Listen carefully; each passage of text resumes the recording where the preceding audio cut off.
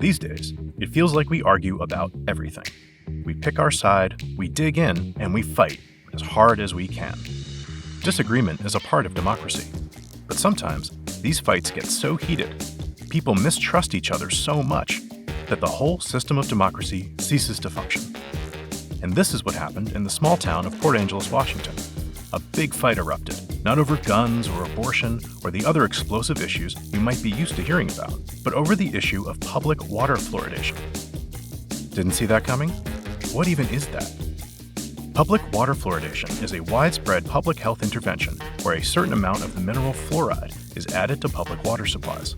This has been shown to help prevent tooth decay and cavities. When we think about ways to prevent cavities, water fluoridation is one of the easiest and most cost-effective. It's not just cavities we're talking about. It's quality of life.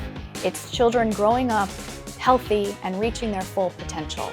The public health impact of water fluoridation was treated as a modern miracle, especially for people who don't have regular access to dental care. American communities have been fluoridating public water supplies for decades, but for just as long, a passionate movement against water fluoridation has sprung up in towns and cities across the country. It is literally a toxic waste. If they put it into the air, it would be a crime. If they put it into the rivers, it would be a crime. But you put it in a municipal water supply, and it's therapeutic.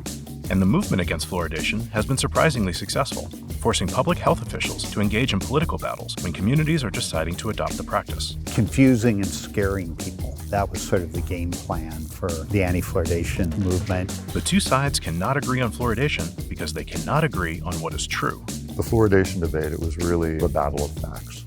Unfortunately, a lot of people have their own facts. Seem familiar?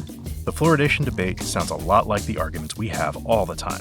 We can't agree on what information we should rely on. There's so much scientific research and evidence That it's safe and efficacious in preventing dental decay. The science is presented like we know that it's safe. But when you look at the literature, you see that not all studies suggest that it is without harm. We can't agree on which experts to listen to. The CDC has always had a very strong statement on fluoridation. We regarded that as the last word. Just because the CDC recommends something does not necessarily mean that that's the science. We assume the worst about each other. We become a more selfish, a less sort of public-minded society.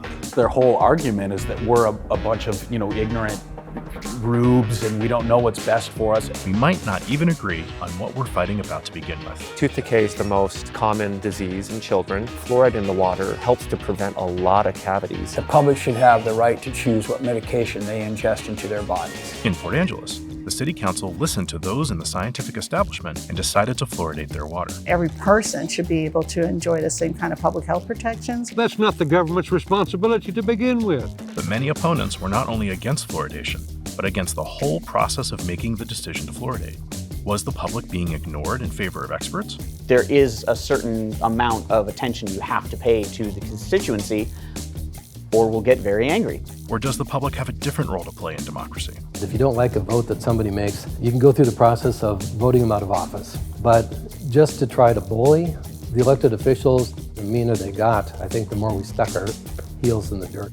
That decision to start fluoridation kicked off a fight that would last for the next decade and more, pitting patients against dentists, public health experts against activists, bloggers against journalists, and city council members against each other. This fluoride debate is messed up. I hate the division that's happened in our community. It seems like we've forgotten that the other side has humanity. The fight would go all the way to the state Supreme Court and nearly result in the dissolution of the town government. The acrimony would lead the local newspaper to say, the issue has gone beyond fluoridation, to the question of whether democracy works in Port Angeles. It was saying people feel so passionately they will destroy the municipal government on this one issue. How do you make them that are not listening, listen? This is the story of how city leaders and public health officials tackled this issue, how anti-fluoridation activists responded, and how the citizens of Port Angeles found themselves in the middle of this fight. What you think about all of this has everything to do with what you think is right or wrong, real or fake, propaganda or scientific fact. Who has the right answer? Who do you trust to know who has the right answer? And can a government of the people, by the people, and for the people work when the people can't agree on what's true? You ain't changing my mind no matter how much truth you give me. Welcome to Dysmocracy. the fight over fluoride.